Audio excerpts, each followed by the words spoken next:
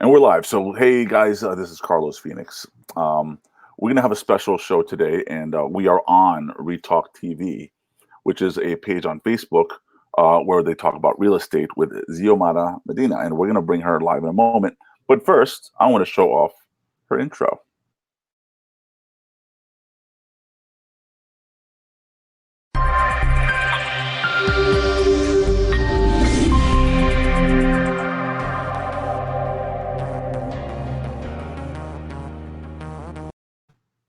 Awesome. So we got Xiomara Medina with us. Hello, Zio. Hello, Carlos. So we've talked a little bit about doing things together and discussing real estate. We got Robert on already watching live. Hello, Robert. Hi, Robert. So It's funny because usually I'm the one interviewing, and now you're interviewing me. And well, this is a cool collaboration. yes. So Zio does well. Actually, you explain it. You explain to folks what you do with RETalk. Okay, so RETalk, what I do is bring information about the process of real estate purchasing, bettering your credit, how to better your credit, things that you could do. So those are previous videos that I've done. I also do interviews with real estate professionals, which are coming up. So it could be anywhere from bankers to credit consultants to realtors, anything that helps people understand the process of real estate buying, if they're buying their first time home buyers, or if they're investing. So that's going to come later on, where we're going to put more interviews about investments. So if you're looking for an investment, if you're looking to purchase a home, just stay tuned in RETalk TV, and there's going to be a lot of interviews on that. Cool. So, all right. So the one thing we talked about in terms of starting off this conversation, we were talking about a collaboration because I do a lot of live streaming, and you were shooting the videos pretty much like the way you normally would shoot a video. But I thought this would be a little bit cooler because it gives an opportunity for people who are watching to ask questions while you're explaining certain things. Now, today you wanted to get into the process of buying a home. And I'm sure there's some slight variances between a first-time buyer and a person who might be like investing, but I'll let you kind of introduce the beginning of that. So the beginning process, pretty much the person doesn't know anything about real estate. They have no idea what happens in the process. So my job is to take them from A to Z by the hand and make sure that they understand the process and they're taken care of as far as the interest rate, and they actually get the best. That's the way I like to conduct my business, because my business is big on referral. So for me to take care of the client and the client's needs first, that's just good business. That's just a good business model. So educating the person, to me, it creates later on somebody who's starting to buy a property right now. Later on, could be an investor. So educating the person for me is ideal. That's what I do, and educating them on the process throughout from A to Z is the best way to do it. That's why these live streams help do that. Absolutely. So instead of me having to explain it, I rather have a video where they could come and just get the whole process. Well, we'll just kind of getting the live portion out of the way. Having a live conversation, not only, let's say, me asking you questions, because I'm not a real estate agent, right? So I don't know any of this stuff. But I have purchased a home, so I'm a little familiar with some of the process. So I'm going to be able to ask questions based on those experiences. And then as far as live, it's just interactive. It allows for the consumer to be able to ask questions directly to you, and so on. All right. Now, that being said, starting the conversation, a person now is maybe starting a family, want to get started into thinking about buying a home. We're in New York City, so homes are apartments, and and co-ops and condos and houses. So what should they start organizing in their head before they go to a real estate agent, for example? Well, somewhere in New York, you definitely want to have, because the prices are so expensive. Well, it's relative to your income, but the prices are pretty much very high compared to other areas in the United States. So the first thing that somebody will look at before anything is credit. That's why my first few shows were on credit, how to fix it, how to look at it. You should go into Credit Karma, into your reporting agencies, TransUnion, Experian, Equifax, and just check on your credit and make sure that everything is accurate there. Because the worst thing you could do is go to a bank and then they pull your credit and then they can't pull your credit after that for 180 days. So they have to offer you the interest rate based on what they discover at the beginning of the process. So it's good for you as a beginner to check your credit. Don't be afraid to check your credit, even if it's really bad. You know, this is the US. There's comebacks. There's ways that you could budget yourself, pay off little things, snowball those credit card debt. So that would be the first thing I would say. Check out some of the previous interviews that I put out that give you tips on things that you could do to raise your credit score. And I'm going to be putting more information on that. But the first thing would be that check your credit score, check your credit report. You could go on, like I said, TransUnion, Equifax, and Experian, and just open an account. If they charge you and you don't want to pay, some of them do charge, but you're able to check your credit without having to pay to check your credit. That's just your legal right to obtain a copy of your credit every year. So you could go in there and check, make sure all the information is accurate. Your addresses, sometimes they stay in there forever, so you want to make sure you clean those out. That will bump up your score a little bit. If you have anything that you don't recognize, some people sometimes don't check their credit. So that's something that you want to be able to check before. Clean anything that you have to clean in there, dispute anything that you have to dispute. Anything that comes off your credit, if you dispute it, it's just going to bump up your credit score. So check that first. If you need to pay anything off that's going to bump up your score, Credit Karma has, they sometimes give you tips to increase your score. Follow those tips and get yourself ready credit-wise first. And then I would say, if you need major credit repair, maybe go to a consultant that can help you if you don't want to do it yourself. Or if you don't have time, because let's face it, we're so busy nowadays. It's kind of hard to maneuver everything, especially when you have kids and a life. But there's people out there, consultants that can help you bump up your, clean your credit and bump up the score. So that would be the first thing. Second thing after that is go to a mortgage loan officer like myself, and we would advise you as to things that you could do. I wouldn't pull my client's credit until I was sure that is all good to go. But I work with individuals to make sure I get them there if they're not there yet.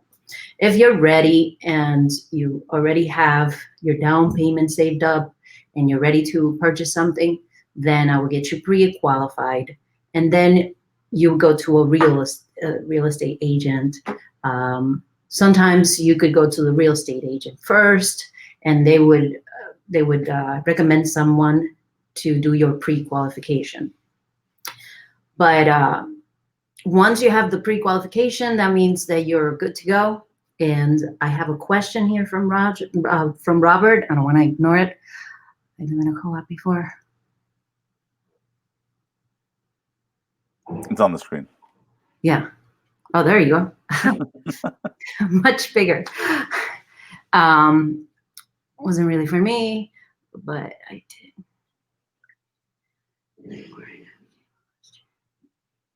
Oh, that's great. Congratulations. So, are you looking to move from a co-op situation, or are you looking to transition? Well, now, so by the time you answer, it takes about 20 seconds for them to hear the question. So, Okay, so I'll continue. I'll just move the conversation along while he answers that. Basically, once you go to your pre-approved, you go to your real estate agent. They're going to help you find the actual property. They're working for you, hopefully. No. Yeah, hopefully. No, because sometimes, it's kind of like a conflict of interest, because the seller pays the realtor. So, anybody that's professional, it's definitely going to look out for your best interests, but you got to make sure you have an attorney in your team. Some states don't necessarily require an attorney, but it's always good to have one. I always recommend it, because your attorney is always going to look at the contract, and he's always going to look at your best interest. So you always want to have an attorney, and your real estate agent should be looking out for your best interest as well, which usually they do. Excellent. And then, so we got the fix the credit.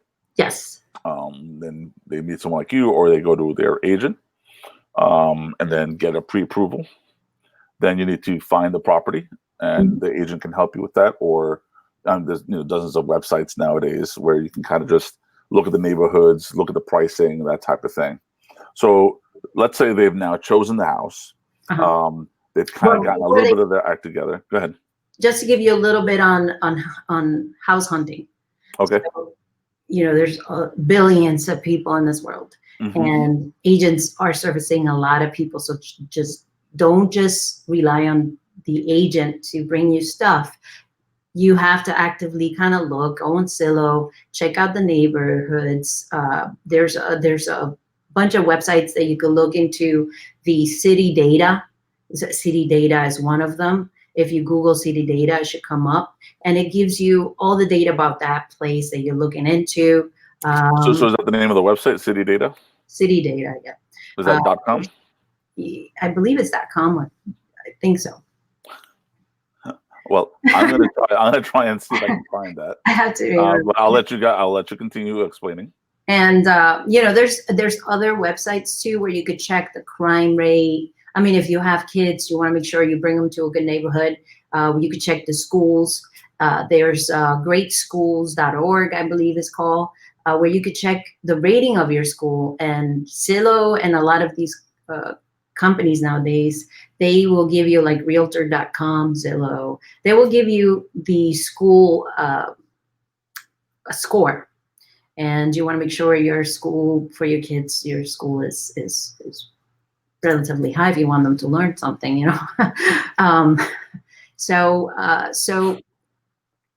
check the schools. Also, because you're coming into purchasing your first home, but you also want to make sure, usually the first home is not going to be the home that you're going to be forever. We usually tend to move every 7 years, 5 to 7 years. So yeah, that's it. City Data. Okay, so City Data has changed to USA.com. So I'm going to update that information. Okay. Yeah, that's the beautiful thing about live. Yeah, you can just look for the stuff up. So make sure that you get a good school district, and that's why those school districts, the property values will go up and be a little higher, because they're desirable. And guess what? When you're ready, you might not care about it now. Maybe you're single, you don't have kids, but when you're ready to sell, it just makes your property ideal and more desirable, because most of us have children. So those are things that you want to look into, do some legwork, see what you like, make sure that you don't compromise on things that you need, because then you're gonna hate the home if you don't like certain things about it. But you also have to make sure that you don't go over budget, because the worst thing is to have somebody who wants a castle for 200,000. That's like impossible in New York. But so you have to be realistic on what you could afford. I also have videos that teach you how to come up with the budget, how to know what you qualify for, how to calculate according to your income what you qualify for. So you can check those out. And Robert has more stuff in there. Well, we'll get to the comments in a moment. So we'll try to keep that towards the end. That way we can kind of get the flow of the thing going. Perfect. All right. So that's the purchase. Let me add something to that. So so here's the consumer. They're following the steps like you're saying. But here's what I think would be important for them to know. They don't know what they're going to get hit with. They're going to look at these properties. It's going to be a certain price. They think I can afford that.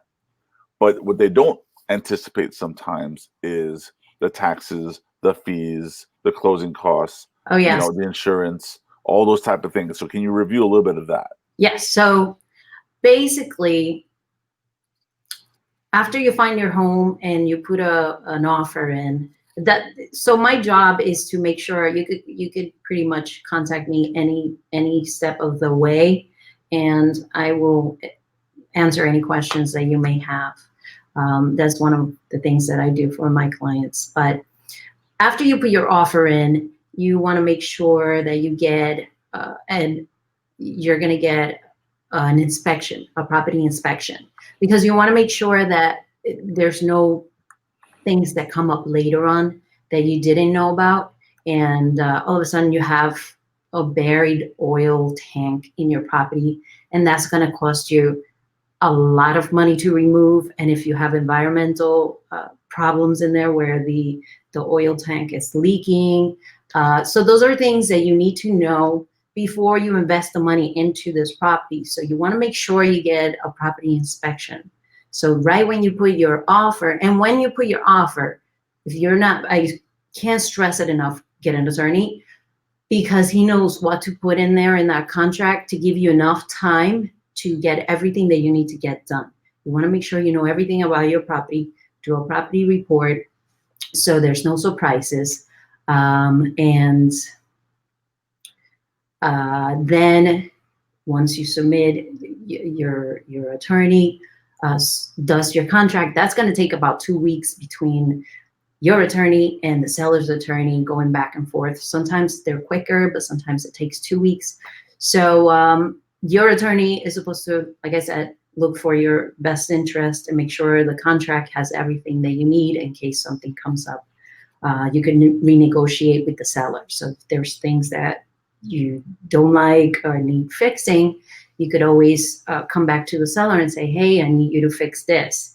If your property report comes back saying that you have a buried oil tank, you could tell the person, listen, you need to remediate this before I purchase. So it could be anywhere from $5,000 to $7,000. So you want to make sure these things, a property report is going to be like maybe $300-400. I know it's probably under 500. And I tell you, is the best thing you could do, because it could save you a lot of money, because you never know the things that could be inside your walls. Maybe your panel is not working properly, maybe it's outdated. They will tell you all these things, like your electrical panel. So you want to make sure that you and the heat, like the air conditioning and the heat. So those are expensive things to repair, and if you don't realize that they're not working. Exactly, they could be expensive. Your water heater, your oil tank. I mean, sometimes if you buy something in the summer, you want to make sure that you run everything, and the property inspector should do this. They run everything, and they run your heat, because sometimes you don't know if it's working properly or not, because it's the summer. You get in there and you're like, oh yeah, great. And then the winter comes and you're already in this house, and then your heating system's not working properly, your boards are not working properly, and now you have to spend $2,000 or who knows to fix that. So So always do your due diligence, Diligence. and yeah, and Yeah, that messes me up also. make sure. So, all right. So you have an inspector. He takes care of making sure that the property is worthy of purchasing, or that there's nothing hidden that could cause you some aches and pains if you move in without acknowledging that half the walls are about to come down. Um, Yeah, uh, and so other things to the consider mouse are infestation in the wall. other things to ask about are uh, Termites. in terms of the house outside of termites and stuff is it using the sewer, or is it an in-ground system, right? Yeah, Because that could be an extra expense because yeah, that has to be emptied out and stuff like that. So that's yes. all part of your monthly expenses if you think about it. Second thing is whether it's using well water or other stuff like that. City water. Another is Well, for the most part here, we're city water for the most that's part true. in the main Um, state. but there might be some people who are outside of the New York area that they would have to kind of think about those things. Yes, and it's very expensive when one of those breaks. Absolutely. And that's an expense that people don't think about. But when you flush, it goes somewhere. And sometimes if you have that system, it collects. It's basically like a box, and it collects in there. And if it's not going, if it's not, it just collects in there. So you have to Empty it out. you have to empty it out. Exactly. You have to get a service. They come and they pump it out. Other homes require you to get oil, for their heating system. Well, that's the system is called a septic system, and so it's basically this box, and it goes from your toilet basically into the ground into this box, and there's stuff in there that breaks down all these things, but that has to be cleaned out. So that's expenses that people don't realize that you have to have in your home if you buy a single home. If you buy a condo, there's a lot of stuff that gets taken care of, like the maintenance of outside. There's a lot of things that get taken care of, but you're paying a monthly homeowners association. Mm-hmm. So So like if they're a first-time home buyer, they might never have even known what a homeowner association is. So to give you a little bit of an idea of what that is, it's basically either a neighborhood or a building association. It's basically other owners in the neighborhood that have created a government, unless if it's a new neighborhood, sometimes the people who built the neighborhood will create a homeowners association. But long story short, they are supposed to inspect the neighborhood, make sure that everything is trim and proper, your lawn is taken care of, you're not painting the walls a weird, awkward color, and other things that when you're reading your documentation, there's rules to living in the neighborhood sometimes that you live in. Yeah. So what you're describing, by the way, is a co-op, which is funny that Robert mentioned that he was running a co-op. So a co-op. Well, also in the neighborhoods in Georgia, every neighborhood has a homeowners association. Some have. Some are run, but some have a for the most part, they have a management company that actually does that. So it depends on the neighborhood, like you said, and depends where. Well, to give you an idea, so to give the folks an idea, so there would be a government, and they choose what to do with the money that's collected on the homeowners association. Co-ops sometimes is known for that. So if the person that's running your co-op is not savvy in finances, they could really run your co-op's budget to the ground, and it's known for them to actually raise the of the fees maintenance because of that. Because all of a sudden, wow, we need money for this because we didn't know that this was going to come up or something, and then they're known to raise those maintenance fees, and that's why sometimes co-ops go for a lot less. But that's ones that are not. Well, in my situation where I was in a neighborhood with houses, I was a treasurer to the homeowners association. Yeah, it happens. And what we got to do is we had a bridge where there was a creek that goes through the neighborhood, and there's a bridge for the cars to go over it, and it was a beautiful neighborhood. But in our situation, we had beavers, and what the beavers would do is actually create dams under the bridge that block the water and cause other issues in the neighborhood. So of course we would have to then, as the homeowners association, we did have a property manager that would handle the collecting of the fees, having somebody drive around the neighborhood and things of that nature. But the fees are usually used to upkeep the properties in the areas that you don't normally have to deal with, whether it's carpeting in a co-op or the wall paint or keeping the light bulbs or taking care of the garbage, all those type of things. That's kind of where that kind of comes in. And that's why you have these extra fees. Yeah. But the other thing for me, especially if I'm a first time buyer, we live in a world, you know, as a media guy, that you need to know who your internet service provider is, your cable provider is, and stuff like that before you commit to a building. Because sometimes it just might be one service. And if they have really poor services, you know, I would keep that in my mind as a consideration. I just wanted to throw that in. Yeah. So Robert said there was a caretaker that would take care of most of the tasks. Yeah. Sometimes they have like somebody, a super or somebody who actually, you know, takes care of a manager or a property manager, depending on the budget, how big they are. Pre-approval and pre-qualification. Okay, the difference between pre-approval and pre-qualification.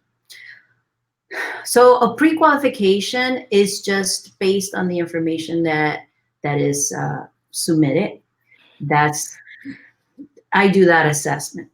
But a pre-approval actually goes to underwriting, sort of gives you a bank approval. And that's the difference. A pre-qualification, anybody could give you a pre-qualification. Pre-approval is more solid and taken more seriously.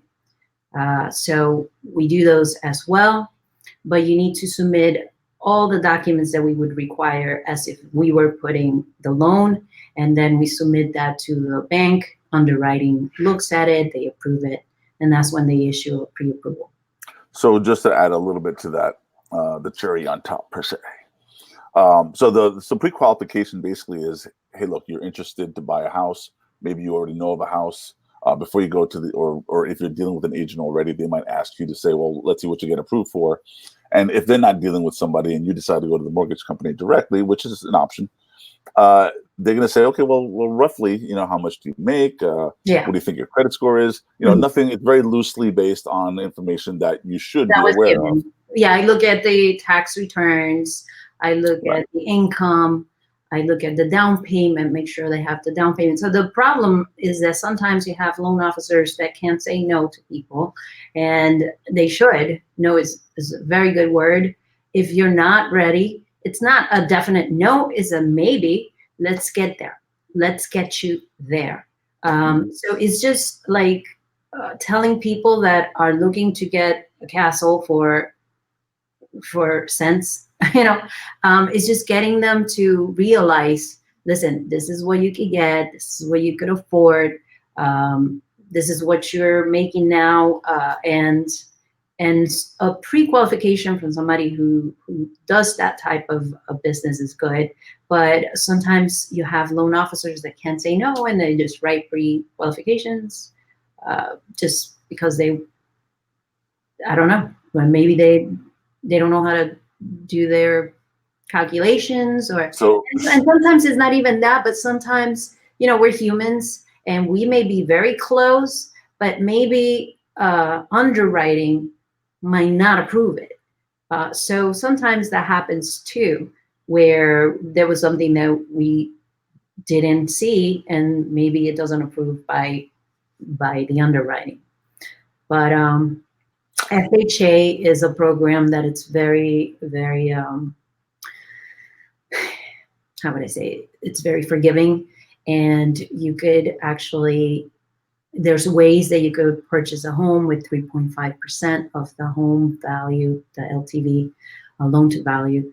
And it's more forgiving for first-time home buyers. But another thing that people don't realize about the FHA program is that there is an insurance, what is called a MIP, is a monthly insurance that is added that you have to calculate. It's probably about, depending on the mortgage amount, but it could be anywhere from $100 to $300. That's that's something that's added to your taxes, insurance, and your monthly payment. So that's one thing you have to understand, that you have to pay your taxes.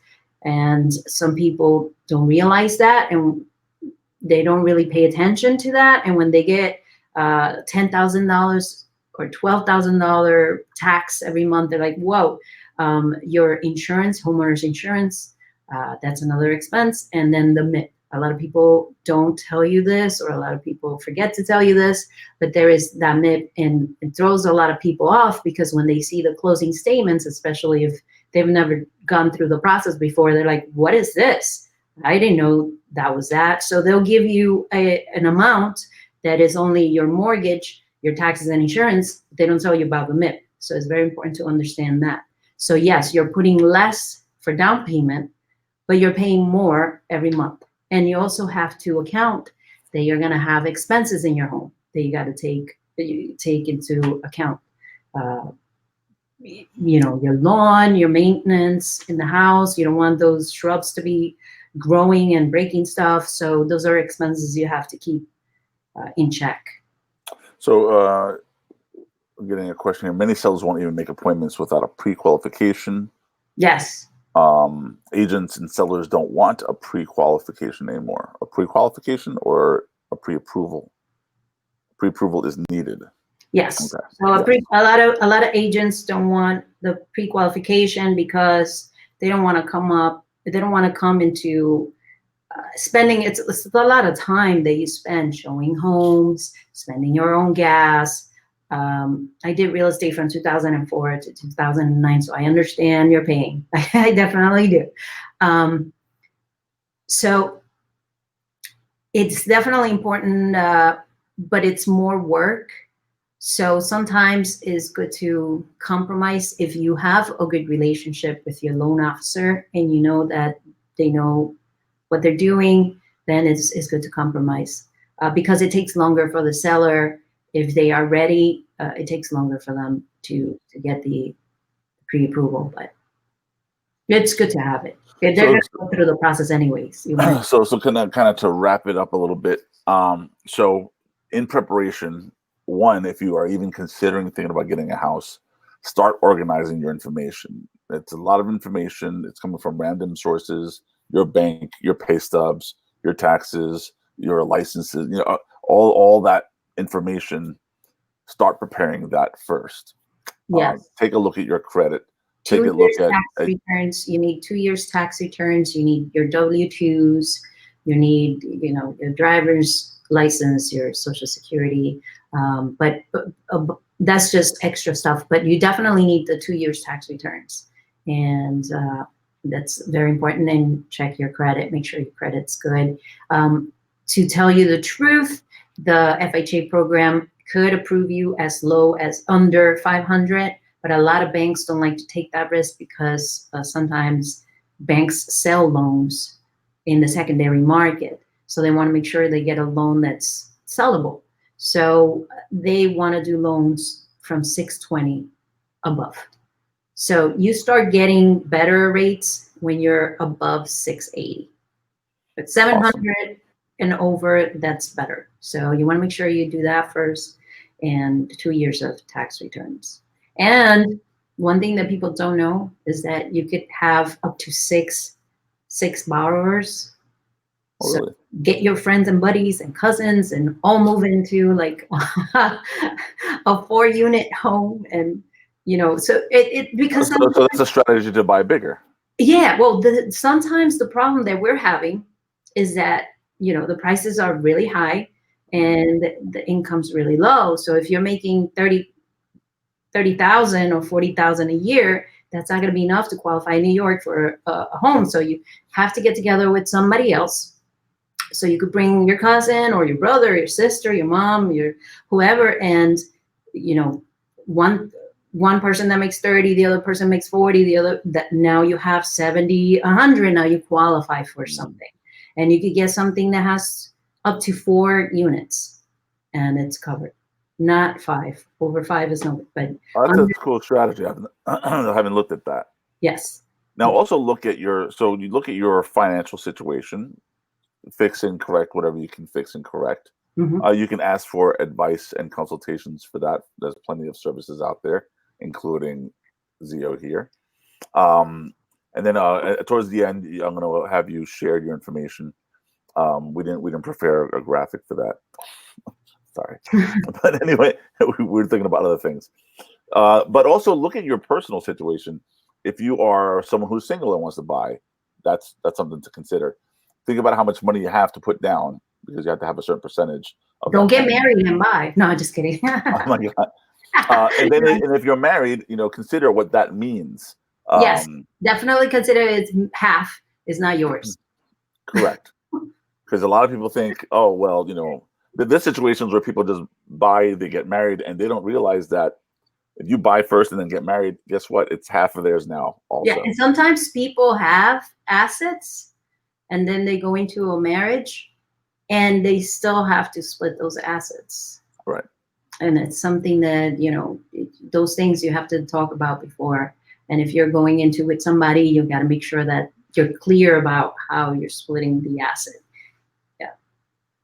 And then this is the beginning process, because now once you've experienced buying a home, some people kind of get woken up to the fact that this is an investment. Now, there's options when you get in a home, when you're getting the financing. Educate yourself in the loan process in terms of the fact that there's a 10-year loan, 15-year loan, 30-year loans, and which ones would give you advantages. Usually it's a 30-year for first time, because you don't want to get into something that later, come on, maybe you're doing good now and you could afford to have a higher payment, but then later on you come into struggle times and you know how the market's going up and down. So you want to make sure that like a 30-year is good for a first-time home buyer. You want to make sure that you're able to cover the house no matter what happens. Even if you have to go and collect cans or paper trail, whatever, it doesn't matter, that you're able to pay that. Well, here's one last thing. And as far as what I'm thinking, as you're saying this, it's making me trigger. There are people who, like, let's say, might be moving into New York, and they're getting this nice job with a good paycheck. And the one thing I know that people do as a habit is they always want to spend what they make. They never say, you know what, let me be conservative and get a smaller place. It's kind of hard because we're in a society we're constantly being fed, buy this, buy that, buy the other. You go on your phone. Even on your phone, you get stuff. And we're consumer society. Is really hard to get away from that. But you have to understand that if you want better things in life, you have to kind of cut down on certain things. How many shoes are you going to have? How many shirts are you going to have? How much of things are you going to, you don't need all that. You have air, you have, get busy. That always helps. Do things that don't cost money, get busy, and take care of your finances first. It's not easy. It's hard. Absolutely not. So if there's any questions that the audience might have based on this discussion, feel free to put them on. We'll give you about 20, 30 seconds to be able to pop up on our screens. And if not, are there any final things you want to tell, or do you have other information that you wanted to share? Robert, are you alone in that big home? That's a big home for you. Yeah, Robert, he's got these massive comments. Acres. But I'm looking for questions. I want to get questions so that we can really add to this video, because you want to be able to try, maybe post it on your website and stuff like that. Robert's like reading a book. He tends to do that. Robert, you gotta write a book. Okay. So definitely I just want to real quick go through the process till the end. So basically, once you get your attorney to do your contract, that's when I come in and I process the loan and the appraisal, which usually people don't know, but the client has to pay for it, and it's usually $500, $600. So the appraiser comes to the property. You did your inspection already. The appraiser comes in. I make sure that the file goes through underwriting before we order the appraisal, because the worst thing you can do is pay for an appraisal and then you don't qualify. Now you're wasting your money. That's not good. So it's always good to have it go through underwriting before the appraisal is ordered. The appraiser comes in. He's the one that determines the value of your home. If the price that you guys agree to pay or to make the transaction, that's the person that says, yeah, that property merits that price, and reports that back to the bank. And that's how the bank determines if they're gonna lend. Well, that's how they know. After the appraisal is done, and one thing I gotta tell people, sometimes they look at the application and they look at the closing costs. It's they look at the loan estimate and they go, ah! Just know that these fees are just preliminary. They're not your final numbers. A lot of people get freaked out about that. So the loan estimate tells you everything that could be associated with closing fees with your loan. Just know that. So when you see that, it's probably higher, way higher than what's going to be for sure. Now at the closing, then you get a HUD. So at the closing, your attorney, the seller's attorney, the seller, the realtor, usually they're the ones present, and you sign the document. You have already put your money as a down payment with your attorney in escrow. And then you go through the process, you close, they give you the keys, and you go home. And then now the work begins. Yeah. So I tried to fit it all in one little line, but so you're gonna fix your credit. Hi, Maitem. Did I say it right? Oh yeah, Maitem Lens. Yeah, she's fantastic. So you get an agent, find the home, get an inspection of the home, get an appraisal of the home, prepare for the fees. Don't get all like, oh my god, and then wait to make sure you get the final numbers before you start panicking about money. Yes. Then you get your close with all these attorneys, and believe me, I've been through at least 2 of them of my own, and it's a lot of signing. So get a really nice pen. Yes, a hefty pen. And then one more thing that I wanted to add, and this is absolutely valuable information for first-time home buyers, is that when you put your offer, there's a thing called, which a lot of first-time home buyers don't know, but there's a thing called a concession. And that's done from the seller. So the seller is allowed to pay for some of those closing costs. So it doesn't all fall on you. So, it's a seller's concession. It's called a seller's concession. And that gives you, on an FHA, up to 6% that they're able to pay into the closing costs. And that's just something that a lot of people don't tell the first-time home buyers, but it's there available. So if you love the home and they don't give you the seller's concession, but you love the home and you must have it, and you don't care paying for everything, that's fine. But if you could save some money, then why not, right? Right. Excellent.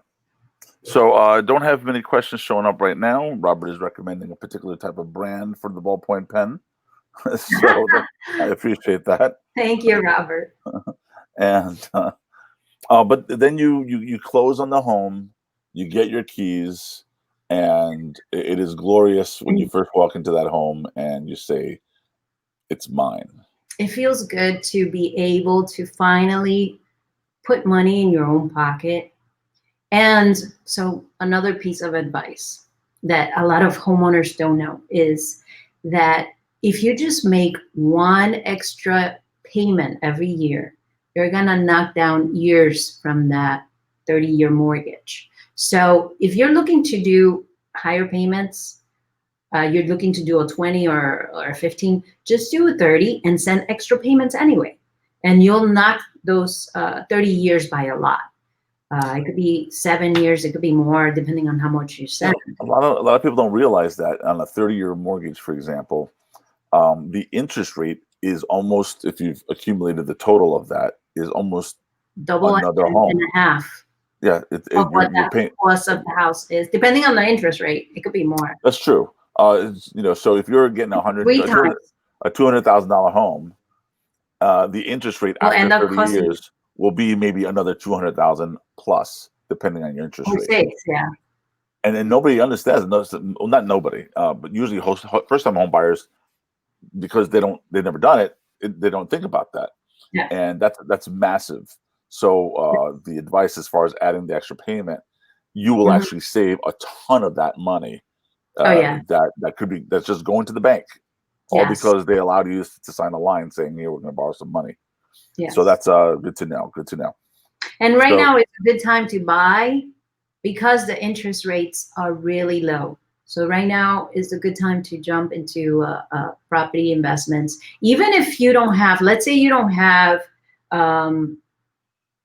2 years tax returns, but you make a lot of money and it goes in through your business or into your personal account and you're getting that flow. You could do a loan right now that's a no document loan. It's a little higher, but the interest rates right now are so low that it's even worth it to do something like that, just to get into a property and investment of your own, because the rents are really high, and right now it makes more sense to purchase than to rent. And when you rent, you're not getting anything in return. 30 years, you miss that one monthly payment, and you know that they're already trying ready to kick you out. Yeah. They're ready to trying to kick you out and raise your rent for next year.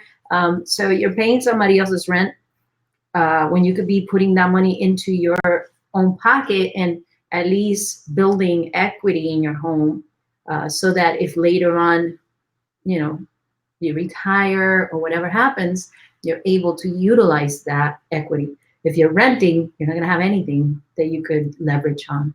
Yeah, when you're buying a home, you kind of almost have to think of it as a strategy. Yes. It's not just to be a place to live in.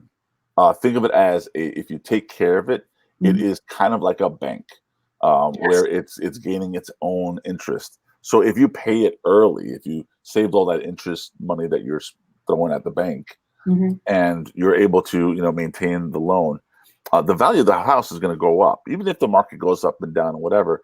In the long term, especially 30 years, more than likely you're going to get a substantial amount of money as it grows, and then you have the opportunity for refinancing, where you get some of that equity that the house is built back. And then later, if you get older, maybe this is your one house that you live in for the rest of your life. Then there's all other programs, reverse mortgages and things of that nature, that will allow you to really take advantage of the investment you made. Which is important because, when you're in your retirement and you're living on a fixed income, like Social Security, which it might or may not be there by the time we retire, you can't count on that. 401ks, that's not going to give you much. That's a supplemental program. It wasn't supposed to be for retirement. So, right now, investing in real estate is what we have. And having that safety net, that if you need it because you're on a fixed income and, inflation, it keeps going. So you have that to be able to take you through your elder years. Because let's face it, we're all going to end up in limited mobility and in a state where we're going to live on limited income. So you're going to need everything you can get your hands on. So building now is very important. And Robert said something about having a possibility for purchasing a home, having one built. There you go. Yeah. Robert, right now is the best time to do it. And you're young enough that you could maneuver. You could get into a home, do what you have to do. And it's better than renting. And, you could even invest, even if you have a home already, you have a first home that you're living in and you're comfortable. Look out there for investments. Look for other things that you could do. Learn about real estate. because all you need to be able to have a good life is just your thumb of real estate. That's what they say. Like if you're flying on an airplane and you put your thumb over, like you're looking out the window and you put your thumb, that's the amount of real estate you need to be able to be financially free. So, it's a good thing to keep in mind. All right. Well, I think that kind of covers it. We're going to try and do shows like this again.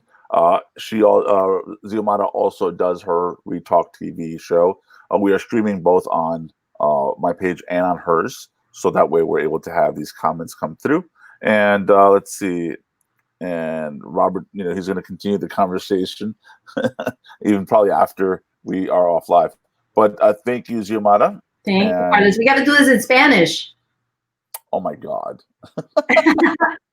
We got to do okay. Latino en español.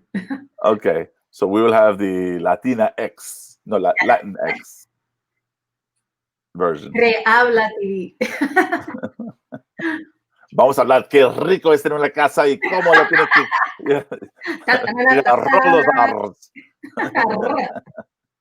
I think it is when I talk about like buying cars. El carro va a estar bien lindo. No, okay, sorry. Anyway, thank you guys for joining. Thank you guys for joining. If you got friends or family that are even discussing getting a house, maybe friends who are just gotten married, a lot of kids who are graduating from college, they're starting to consider this. It's the most important investment you usually do in your life. And sometimes you might make it 2 or 3 times, but as long as you know now what you're doing and you have a little bit of information that you didn't have before, share this video with them and let them know that, it's a great way it's a little bit of resource of information. It doesn't have everything, but it's a start. And of course, Zio, let everybody know where they can find you in case they have even more questions relating to real estate, even if it's not first-time home buying, anything relating to real estate. How can they reach you? So you could go to my Facebook channel, RETalk TV. You could message me there. Just put @RETalk TV. That's my channel. You could go to what's my other page? I forgot. My YouTube. Mortgage Gal. Oh, Mortgage Gal. That's right. My mortgage. That's on YouTube and that's on Facebook as well. My page on Facebook is called the same, RETalk TV. You could call me. I don't know if I should give my number out, but yeah, I guess. Don't call me for crazy stuff. Just call me for mortgages. Going live is new for her, so I don't answer unknown calls. But yeah, go online. Send me any questions that you have, and I answer all my questions. Yeah, so RETalk TV. My Mortgage Gal is another page that I go to. That's my loan officer page. RETalk TV is more of the process and just interviews like what we're doing right now. Yeah, there you go. And that's at my US Mortgage Gal. So yeah. I don't know if you want to give the number. Should I give the number? I dare you. Oh my God. I don't know if I should give my number. Okay, 631. Well, normally would have like you. Wait, what am I showing? I should get like another number that goes to my number. It's like a screen. No, but we'll have to talk about marketing strategies on another episode of. I know, right? Come and meet me here. I have a like, but anyway, yeah. So go online and send me your messages. I get them. I go online pretty quite often, but or go to Carlos. You got Carlos. Carlos has got my info. Okay. Well, we'll work out the information later. Yeah, we'll just add it to the comments if necessary. I was going to put it on the graphics, but I'm going to let her, I don't know, sort herself out. Yeah. Anyway, thanks a lot, guys. Again, please share. So this show, she told me just before we went live, 15 minutes, we're done. Oh yeah, I thought it was going to be like real quick, but I guess it's a long process. It takes a minimum of a month. Well, actually, from start to end, it could be 3 months, depending on how long it takes you to find a house. But the actual loan, we do it in under 4 weeks. I've closed loans in as quickly as, I don't want to overpromise and under-deliver, of course, but under 2 weeks. But yeah, usually I would say give it like 4 weeks, just to be safe.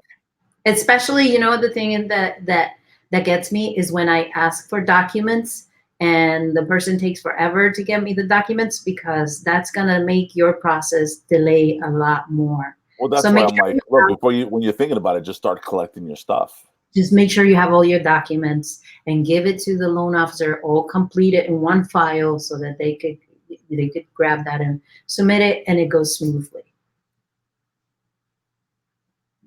You done? You're done. That's it. What is that? I have 4 numbers now: San Diego, Las Vegas, and 2 here. Robert gets around. Giovanni Rivas, in English and Spanish. I listen to both parts. Ah, that's nice. So you're gonna be listening to ours when we put our Spanish one? So yeah, he basically has another person. He knows of another person that does a real estate show. Yeah, and that's kind of cool. You know what we should be doing? Like doing gifts, like little. You know how they do? They give giveaways and stuff like that. The more shows we do, we'll have to discuss that at a later date. We should come up with different ways of marketing and doing more relevant content.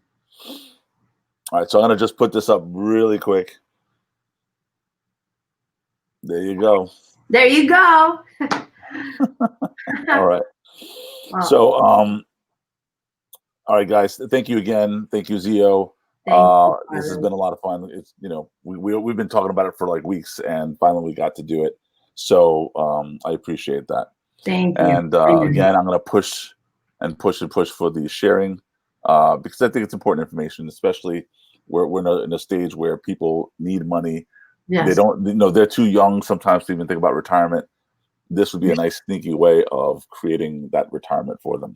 Yes, and there's so many ways to make this happen. You just have to be creative into making these things happen for yourself. Mm-hmm. Yeah. All right. Well, it's time to go home. Take care, guys. Finally, it's Friday night. We're gonna go cha-cha, cha-cha dancing. Bachata. All right. Take care, everyone. Bye. Bye.